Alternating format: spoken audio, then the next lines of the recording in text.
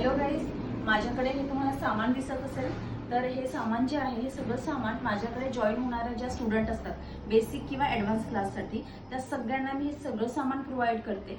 याचा हेतू एकच आहे की जेव्हा मुली पार्लरमध्ये शिकतात, जेव्हा थेरी बघतात, प्रॅक्टिकल बघतात, त्यानंतर घरी गेल्यानंतर त्यांना प्रॅक्टिसला वावच नसतो कारण की साहित्य नसतं।